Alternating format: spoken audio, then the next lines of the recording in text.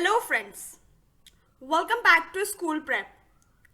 अब आज हम लोग अपने मैटर्स इन आर सराउंडिंग के थर्ड पार्ट में हैं, जहां हम स्टेट्स ऑफ मैटर पढ़ने वाले हैं।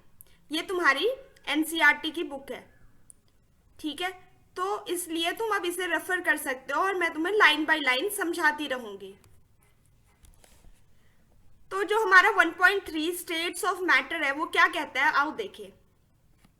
Observe different types of matter around you, what are its different states. देखो, तुम बचपन से पढ़ते आ रहे हो कि matter is like exist in 3 state. 3 state में कोई भी मैटर एग्जिस्ट करता है, या तो वो लिक्विड होता है, या तो वो गैस होता है, या तो फिर वो सॉलिड होता है। और मैंने तुम्हें इसके फर्स्ट वीडियो में बताया था कि एक फोर्थ स्टेट भी है जिसको प्लाज्मा बोलते हैं।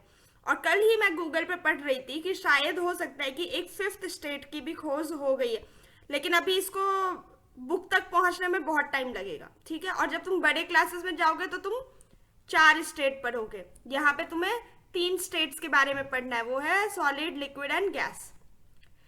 दीज स्टेट्स ऑफ, तो देखो यहाँ इस लाइन में कह रहा है कि हम अगर अपने आसपास देखें ना, तो हर चीज इन्हीं 3 स्टेट में से किसी चीज में। तुम एक बुक देखते हो वो सॉलिड है, तुम पानी की बोतल देखते हो उसके अंदर पानी लिक्विड में है और बोतल सॉलिड में है। और वहीं अगर तुम जो सांस ले पा रहे हो वो गैस है, ठीक है? These states of matter arise due to variation in the characteristic of the particle of matters। अब बात ये आती है कि मैटर के 3 स्टेट क्यों हैं, ये अलग अलग स्टेट्स क्यों हैं? तो ये इसलिए होते हैं क्योंकि जो पार्टिकल्स है ना, देखो, तुम अगर इंटेलिजेंट हो, तुम्हारा दिमाग अगर तेज है, तो तुम एक इंटेलिजेंट बच्चे बन जाते हो। उसी तरीके से जो पार्टिकल है ना मैटर के अंदर, वो जैसा होगा वो मैटर वैसा बन जाएगा, चाहे वो सॉलिड हो जाएगा, चाहे वो लिक्विड हो जाएगा, या फिर वो गैस हो जाएगा। आगे बात समझ में? तो सारा खेल किसका है? पार्टिकल्स का। तो ये बोल रहे हैं कि ये जो स्टेट्स हैं, these states of matter arise मतलब वो होना, due to the variation in the characteristics of the particles of matter. और हमने ऊपर पार्टिकल्स के कैरेक्टरिस्टिक्स पढ़े थे ना, कि उनमें स्पेस होती है, वो डिफ्यूज कर जाते हैं, एक दूसरे से अट्रैक्ट करते हैं।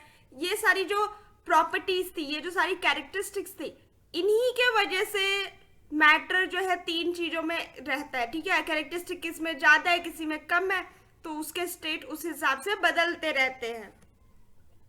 Let us study about the properties of these 3 states of matter in detail. अब हम क्या करेंगे, एक एक करके इन मैटर्स का उस कैरेक्टरिस्टिक के साथ क्या लेना देना है और क्यों उनके होने की वजह से ये ऐसा है, उसके बारे में पढ़ेंगे, ठीक है? तो सबसे पहले स्टार्ट करते हैं द सॉलिड स्टेट के बारे में।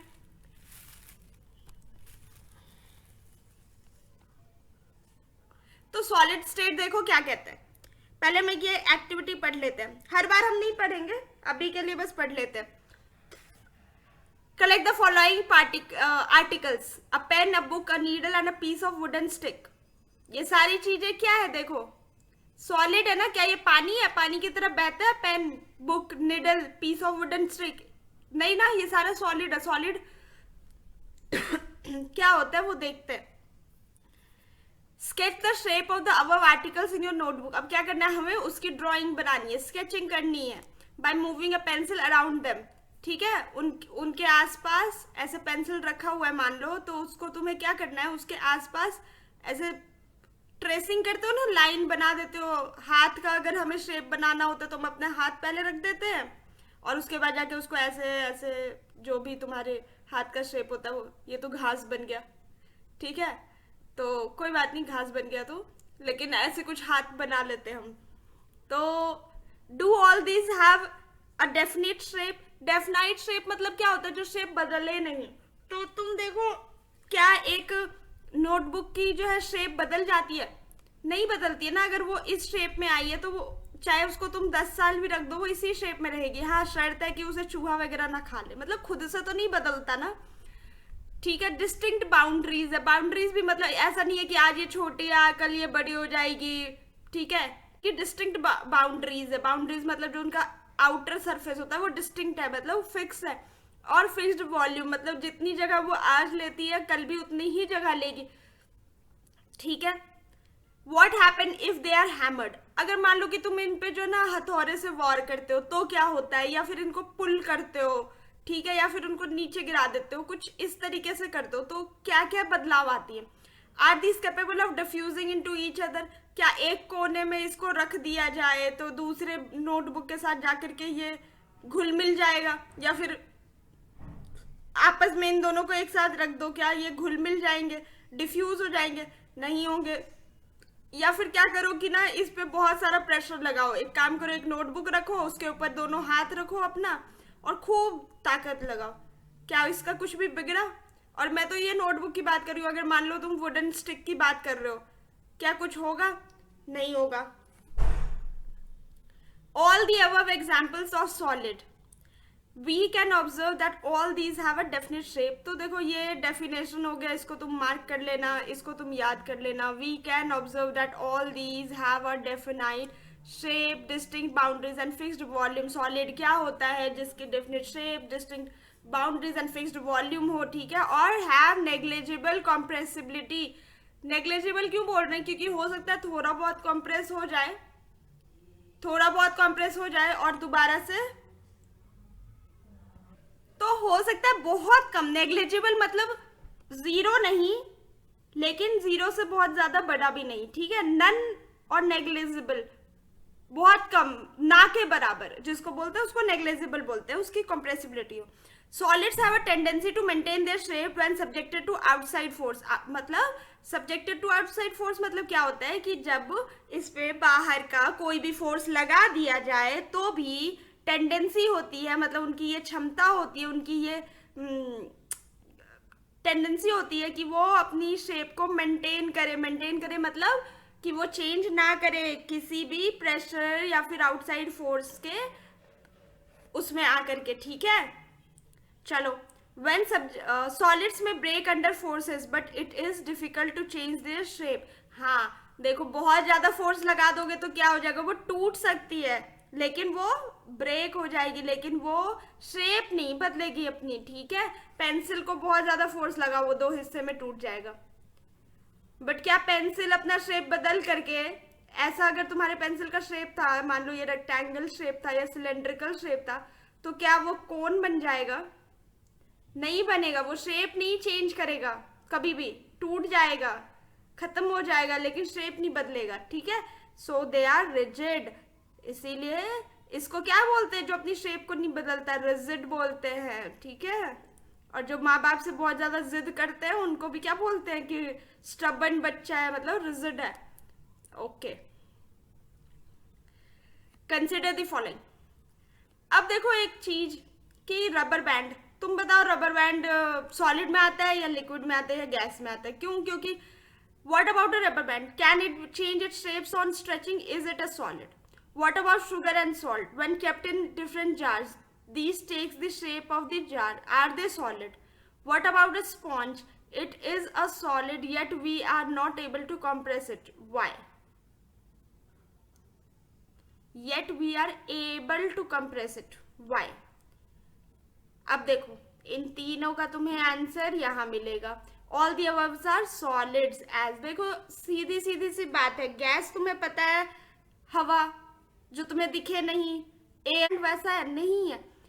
शुगर एंड सॉल्ट तुम्हें पता है ये सॉलिड है, तुम्हें मालूम है ये चीज, वो टूट जाएगा अगर तुम उस पर प्रेशर लगाओगे तो, लेकिन अपनी शेप तो नहीं बदल देता। और स्पॉन्ज की जहां तक बात है तो वो भी पानी की तरह पिघलता नहीं है, लेकिन हम उसे कंप्रेस कर पाते। तो लॉजिक सी सिंपल सी लॉजिक है कि तुम कोई भी सामान को देखो और देखो उसको कैटेगराइज करने में कि ये किसके अंडर आ सकता है और किसके अंडर नहीं आ सकता है। अब रबर बैंड की बात करते हैं, rubber band changes shape under force and regain the same shape when, जब फोर्स हटा दिया जाता है तो वो दोबारा से रीगेन कर लेता है। If excessive force is applied it breaks, ठीक है। तो जैसे एक्सेसिव फोर्स अगर रबर बैंड पे लगा देते तो ब्रेक हो जाता है, मतलब कि वो क्या है, रिजिड है, रिजिड है ना वो। और अगर वो शेप चेंज भी कर रहा है तो जैसे ही तुम फोर्स हटाओगे वो शेप वापस से आ जाता है। तो इस तरीके से ये क्या हो गया, सॉलिड हो गया. Shape of each individual sugar और salt crystal remain fixed. Whatever we take it in our hand, put it in a plate or in a jar. देखो चीनी अगर ऐसे एक छोटा सा क्यूब के फॉर्म में है तो बहुत सारे चीनी तुम रखते हो तो इस वजह से वो ऐसा लगता है कि जिस ग्लास में रखा है वो वैसा बन गया. लेकिन अगर एक चीनी निकाल करके देखोगे तो क्या वो ग्लास के शेप का बन जाता है जिस जिस कंटेनर में तुमने रखा है? ऐसा नहीं होता है. तो इस वजह से स्पॉन्ज हैज माइन्यूट होल्स. ठीक है, ये मिनट नहीं है, ये माइन्यूट बोला जाता है इसको. जो बहुत छोटे होल्स होते हैं उनको माइन्यूट इसको प्रोनाउंस किया जाता है. In which air is trapped, when we press it the air is expelled out and we are able to compress it. अब ये बोल रहे हैं कि स्पॉन्ज जो होता है उसमें बहुत छोटे छोटे होल होते हैं, उसके अंदर क्या होता है, एयर ट्रैप हो जाता है, एयर उसमें फंसी हुई रहती है और जब हम उसको प्रेस करते हैं वो एयर निकल जाता है. एक्सपेल्ड आउट मतलब रिलीज हो जाती है वो एयर, और इस वजह से वो जगह जो खाली हुआ एयर की वजह से वो तुम उसको दबा पाते हो. Okay, now next.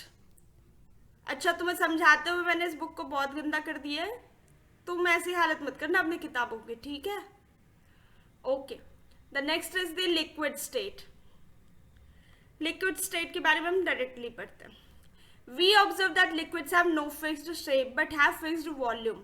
ठीक है, अभी ऊपर जो तुम पूरा ये एक्टिविटी पढ़ते हैं तुम्हें यही चीजें पता चलती कि तुमने इसको इसमें डाल दिया, इस बॉक्स में डाल दिया तो उसका शेप हो गया फलाना ढिमकाना. इसलिए हम वो सब नहीं देख करके क्या कर रहे हैं, सीधा सीधा डेफिनेशन याद कर रहे हैं कि liquids have no fixed shape. देखो तुम्हारा जो सॉलिड था उसका फिक्स्ड शेप था, बाउंड्री था और फिक्स्ड वॉल्यूम था.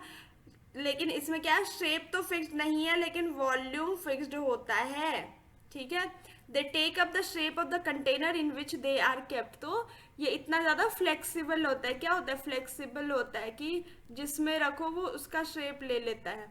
दे take the shape of the container in which they are kept. Liquid flow and change shape.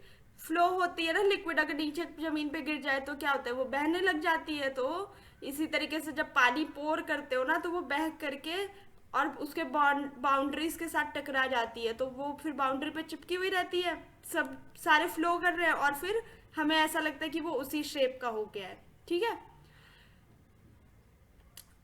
लेकिन क्या होता है, वो रिजिड होते हैं, रिजिड नहीं होते हैं लेकिन फ्लूइड बोलते हैं उनको. फ्लो करता है तो इसलिए फ्लूइड वर्ड यहाँ से आया. फ्लेक्सिबल है, फ्लो करता है तो fluid.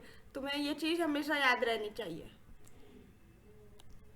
Refer to activity 1.4 and 1.5 where we saw that solid and liquids can diffuse into liquids. The gases from atmosphere diffuse and dissolve in water. These gases, especially oxygen and carbon dioxide, are essential for the survival of aquatic animals and plants. All living creature needs to breathe for survival. देखो अब इसमें यही बोल रहे हैं कि जो ना गैसेस वगैरह जो होते हैं ना ये सब कुछ डिजॉल्व हो जाती है वाटर में. ठीक है, पानी में सब कुछ घुल मिल जाता है. इसी वजह से कार्बन डाइऑक्साइड या फिर ऑक्सीजन ये चीजें मिल जाती है. और जो एक्वाटिक एनिमल है यानी कि जो समुद्री पानी के अंदर रहने वाले जो जीव जंतु है वो कैसे सांस लेते हैं, उनको भी तो ऑक्सीजन चाहिए. तो वो इसी वजह से होता है क्योंकि पानी में वो घुल जाता है. अभी यहाँ पे यही बोल रहे हैं कि सांस लेना सबके लिए जरूरी है तो इसीलिए वो ब्रीथ ले पाता है अंडर वाटर. क्यों? क्योंकि डिजॉल्व्ड ऑक्सीजन इन वाटर होता है. Thus we have concluded that solid liquid and gases can diffuse into liquids. इसीलिए लिक्विड के अंदर कुछ भी, चाहे सॉलिड हो चाहे लिक्विड हो या फिर गैस हो, ये सब कुछ इसके अंदर डिफ्यूज हो जाता है. डिफ्यूज मतलब घुल मिल जाता है. The rate of diffusion of liquid is higher than that of the solid. Obviously solid में तो हम कुछ भी घुला मिला नहीं पा रहे थे ना, तो डिफ्यूजन रेट उसका क्या था, बहुत कम था या नेग्लिजिबल, नो था. लेकिन वही लिक्विड में क्या होता है, सब कुछ घुल मिल जाता है तो हायर है. This is due to the fact that liquid that in the liquid state particles move freely and greater. तो देखो सबसे पहला स्पेस होता है उनके बीच में इसलिए घुल मिल जाते हैं each other as compare to particles of the solid. Okay, हम अपने तीसरे स्टेट के बारे में बात करते हैं जो कि है द गैसेस स्टेट. चलो अब जो ये सारी चीजें लिखी हुई है ना ये तुम खुद से पढ़ लेना, ये इतने इंपॉर्टेंट नहीं है. यहाँ से हम स्टार्ट करेंगे. We have observe that gases are highly compressible. जो तुम्हें याद रखने की चीज है वो क्या है कि गैसेस की क्या प्रॉपर्टी होती है, हाईली कंप्रेसिबल. कंप्रेसिबल मतलब दब जाना. इसका क्या मतलब है कि अगर एक ऐसा कंटेनर है, मतलब मान लो ऐसा सिलेंडर है, तो इसके अंदर जो ना गैस बहुत ज्यादा फिल किया जा सकता है, ठीक है, कंप्रेस कर करके, मतलब दबा दबा के स्पेस बना बना के इसमें बहुत सारा गैस भरा जा सकता है। अम, जो कि सॉलिड और लिक्विड के केस में कम है, क्योंकि क्या होता है, उनकी फिक्स्ड वॉल्यूम होती है। गैस की फिक्स्ड वॉल्यूम फिलहाल तो नहीं है। द लिक्विफाइड पेट्रोलियम गैस, ठीक है, एलपीजी जिसको बोलते हैं, cylinder that we put get in our home for cooking, और the oxygen supply to the hospital cylinder is compressed gas. CNG is used as fuel these days in vehicle.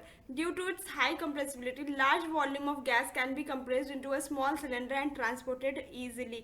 तो ये कुछ फायदे दे रहे हैं कि गैस वगैरह बहुत इजीली आ जाता है सिलेंडर के अंदर, तो इसीलिए ये चीज़ें यूज होती है, चाहे वो एलपीजी हो, चाहे वो ऑक्सीजन की गैस हो, या फिर सिंपल सीएनजी हो हमारा। अच्छा, अगर तुम्हें सीएनजी के बारे में नहीं पता है तो कॉम्प्रेस्ड नेचुरल गैस है। आजकल पेट्रोल और डीजल के जगह पे सीएनजी यूज होता है, ठीक है, ये सस्ता भी होता है और काफी सारा काफी सारा गैस एक छोटे से सिलेंडर में फिल हो जाता है, तो इसलिए ये अच्छा देता है, ठीक है। अभी ये दिल्ली वगैरह में तो चल रहा है और हाई मेट्रोपॉलिटन सिटीज में, लेकिन छोटे छोटे शहरों में सीएनजी अभी स्टार्ट नहीं हुआ है। चलो नेक्स्ट देखते हैं। We come to know of what is being cooked in the kitchen without even entering there. अब ये डिफ्यूजन की बात करेंगे, जो हमने ऑलरेडी अपने पिछले वाले वीडियो में देख लिया था कि अगर तुम किचन में जाते भी नहीं हो, तुम्हें पहले पता चल जाता है। तुम अगरबत्ती जलाते हो एक कोने में, पूरे घर में खुशबू फैल जाती है। वो क्यों फैलती है? क्योंकि बहुत सारा स्पेस होता है, डिफ्यूज हो जाता है। तो ये सारी चीजें लिखी हुई है, ये हम फटाफट पढ़ लेते हैं। We come to know of what is being cooked in the kitchen without even entering there by the smell that reaches our nostril. Nostril मतलब हमारे नाक के अंदर, ठीक है। How does this smell reaches? The particle of the aroma of food mix with the particle of air spread from the kitchen reaches and even farther up. The smell of hot cooked food reaches us in seconds. Compare this with the rate of diffusion of solid and liquids. Due to high speed of particles, क्या होता है, particles की speed बहुत high होती है gas में, and a large space होता है, तो क्या होता है, mixing हो जाती है। Gases shows the property of diffusing very fast into other gases. In the gaseous state, the particles move about randomly at high speed, ठीक है। कोई भी एक फिक्स साइज नहीं होता है, रैंडमली मूव करते हैं वो, ओके। हाँ, तो रैंडमली मूव करते हैं, क्या करते हैं, रैंडमली मूव करते हैं। Due to this random movement the particle hit each other and also the wall of the container. The pressure exerted by the gas is because of its force exerted by the gas particle per unit area. देखो क्या होता है, ये दोनों, ये ना कोई इधर मूव कर रहा है, कोई इधर मूव कर रहा है। सोचो कि एक पार्टी चल रही है, ठीक है, और सब लोग नाचने लग जाए, और वो जगह बहुत कम है, जगह कम है, और यहाँ पे कम से कम 20 लोगों को की डाल दिया कि चलो नाचो। अब अगर ये नाचेंगे तो इसमें से कुछ ऐसे हैं, अब ये लोग एक दूसरे के ऊपर चढ़ चढ़ के ही नाचेंगे ना, और किसी के पैर पे चढ़ जाएंगे, कभी कुछ हो जाएगा, कभी ये कोई दीवार पे टकरा जाएगा। तो इसी तरीके से होता है कि गैस भी रैंडमली मूव करता है। कोई एक सीक्वेंस तो है नहीं, किसी ने इन्हें सिखाया नहीं कि तुम्हें ऐसे ही मूव करना है। कहीं भी घूमने लग जाते हैं, एक दूसरे को टकराते हैं, वॉल्स पे मतलब वॉल्स पे टकराते हैं, वो प्रेशर बनता है, ठीक है। तो ये चीज बोल रही है, ये चीज बोल रहे हैं यहाँ पे। चलो नेक्स्ट देखते हैं। अरे हाँ, ये डायग्राम देख लो, ये अच्छा है। देखो सॉलिड है ना, देखो बहुत टाइटली पैक्ड है, ये जगह दिख रहा है इनके बीच में बहुत कम, मतलब बिल्कुल ना के बराबर। ये जो थोड़ा, ये बहुत हल्के हल्का जगह है, ये वॉइड्स बहुत थोड़े हैं। अगर हम यहाँ की बात करें लिक्विड की, तो देखो थोड़ा थोड़ा तो स्पेस है ना, तुम आराम से इसमें ऐसे ऐसे ऐसे करके मूव कर सकते हो।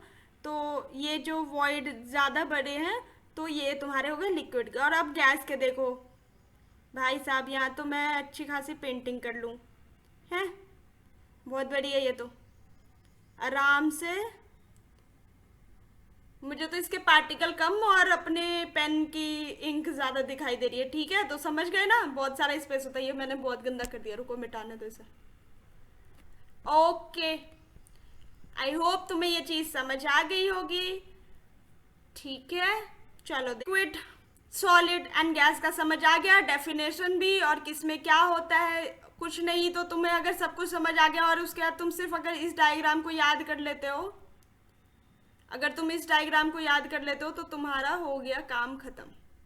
ठीक है, आराम से तुम बस इसे याद रखो। और यही था पूरे इस इतने सारी जो चीजें लिखी हुई थी उसका यही मतलब था।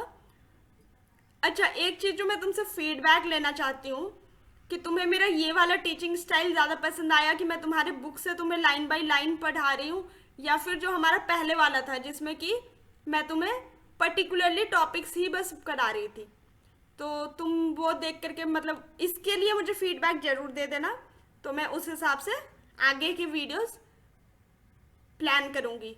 ठीक है, और यार देखो, अगर तुम्हें अच्छा लगा ना ये वीडियो तो प्लीज़ शेयर करो इसको, सब्सक्राइब करो और बस लाइक कर दो। ठीक है, तो तब तक के लिए चलो बाय बाय।